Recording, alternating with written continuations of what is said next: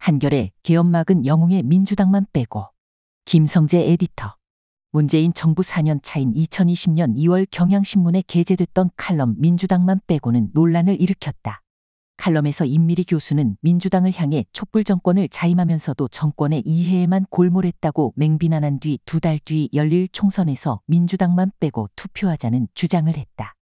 경향신문 지면을 빌린 사실상 민주당 낙선운동이었다. 민주당이 발끈해 임 교수와 경향신문을 선거법 위반 혐의로 고발하면서 이 칼럼은 다시 언론 표현의 자유 침해 논란으로 번졌다. 진중권, 김경률, 박권일 등 민주당의 적대적인 입 진보들이 일제히 민주당을 비난하고 나섰다. 나중에 언론중재위는 이 칼럼 게재에 대해 선거법 위반 결론을 내렸다. 검찰과 헌법재판소도 같은 판단이었다.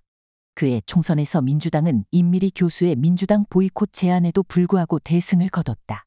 이 칼럼이 논란을 일으킨 것은 임 교수의 선동적 주장뿐 아니라 그것이 조중동이 아닌 경향신문에 게재됐기 때문이기도 했다. 경향신문이 과거 민주당을 비판하는 기사 칼럼을 보도하지 않은 것은 아니다. 그러나 이번에는 민주당 비판을 넘어 선거에서 민주당만 배제하자는 선동적 주장을 그대로 게재했다는 것 때문에 여러 가지 논란을 낳았다. 여러 논란 중에 하나는 진보 언론은 왜 민주당에게 더 가혹한가였다.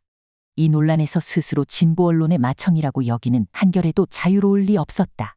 최근 한겨레 기자가 3월 21일자로 쓴 계엄을 견디게 해준 4가지 용기 제하의 칼럼도 같은 논란을 불러오고 있다.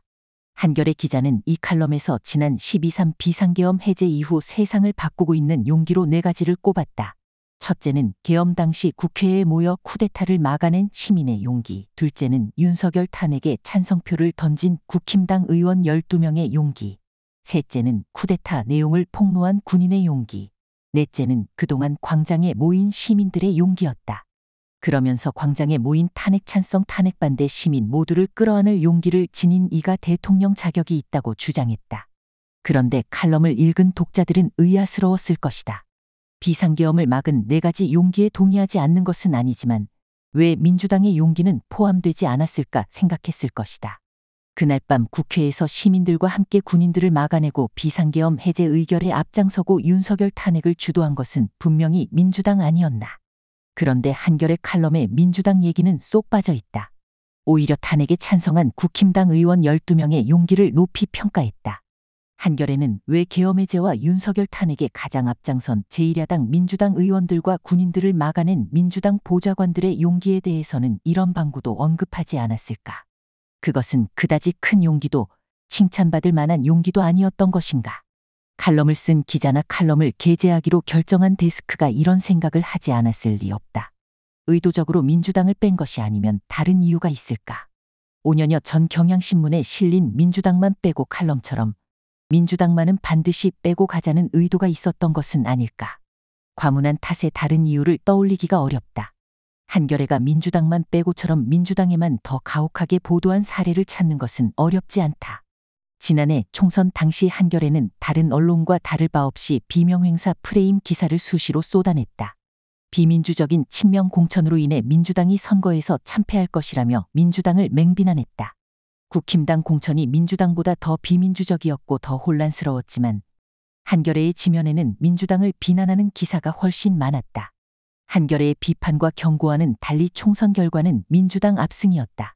한겨레는 민주당 후보들에게도 가혹했다. 서울 강북을에서 조수진 후보를 낙마시킨 성범죄 2차 가해 변론 보도가 대표적 사례다. 여러 언론이 이 기사를 보도했지만 한겨레는 다른 언론에 비해 더 적극적이었다. 선거가 끝난 뒤 이 기사는 사실을 잘못 알고 쓴 것으로 확인됐다. 대부분의 언론이 정정보도를 게재하고 사과도 했는데 한겨레는 마지막까지 버티다가 가장 늦게 정정보도와 사과문을 냈다. 선거 때 민주당을 가혹하게 공격하는 것은 한겨레나 조중동이 별 차이가 없다.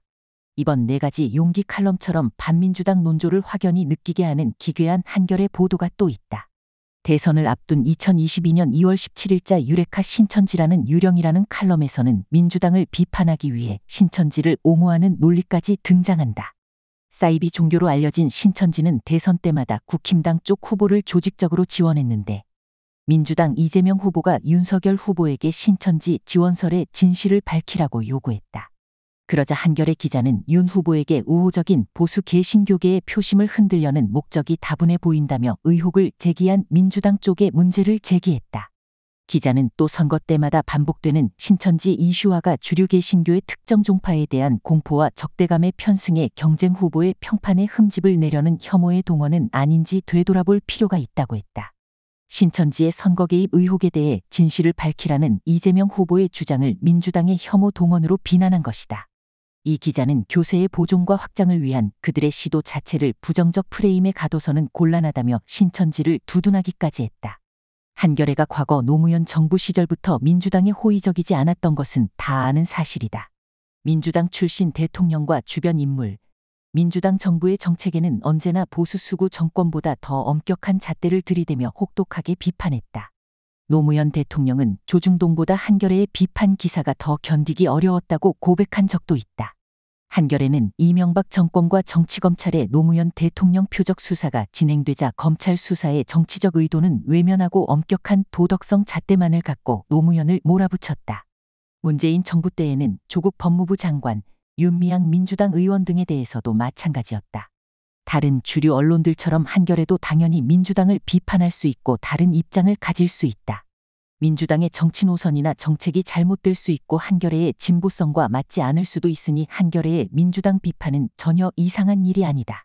또 민주당이 잘못된 길을 간다면 한겨레 같은 비판 언론이 신랄하게 비판하는 것이 더욱 한겨레다운 모습이다. 그러나 문제는 한겨레가 왜곡되고 일방적이고 악의적인 조중동의 민주당 비판 프레임과 수법을 따라하고 있다는 것이다. 노무현, 한명숙, 조국, 윤미향 등 민주당 인사들에 대한 검찰 수사 받아쓰기 보도가 그 사례였다.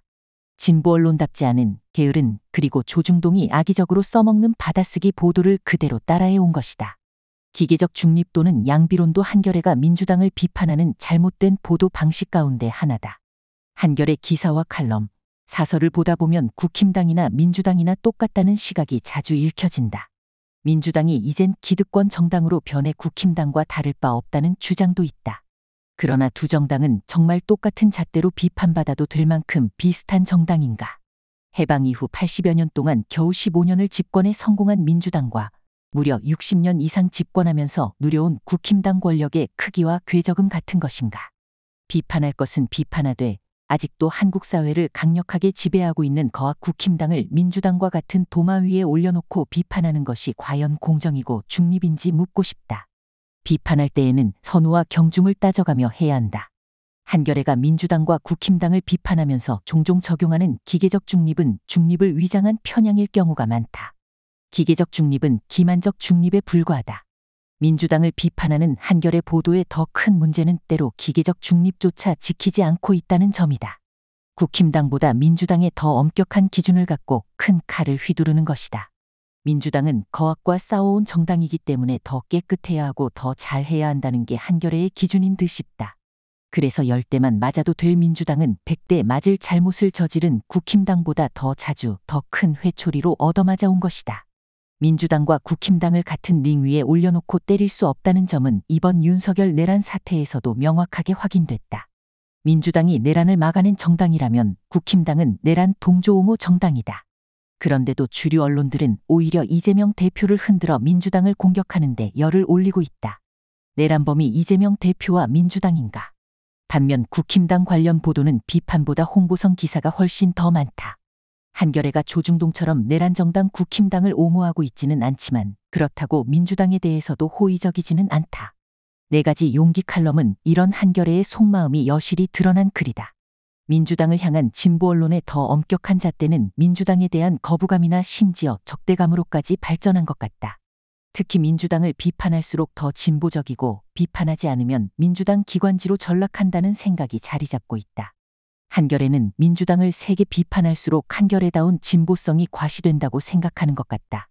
진보 언론에게는 민주당을 옹호하면 정파성이나 진영 논리에 빠져 언론의 중립성을 잃게 된다는 우려가 있다. 그래서 민주당과는 거리를 두거나 더 많이 비판해야 정파적 언론, 진영주의 언론이라는 욕을 먹지 않는다는 강박이 있는 것이다. 그러나 오히려 진보 언론이 정파성 진영 논리에서 벗어나려고 하면 할수록 더 정파적인 언론으로 보이는 함정에 빠져들게 한다.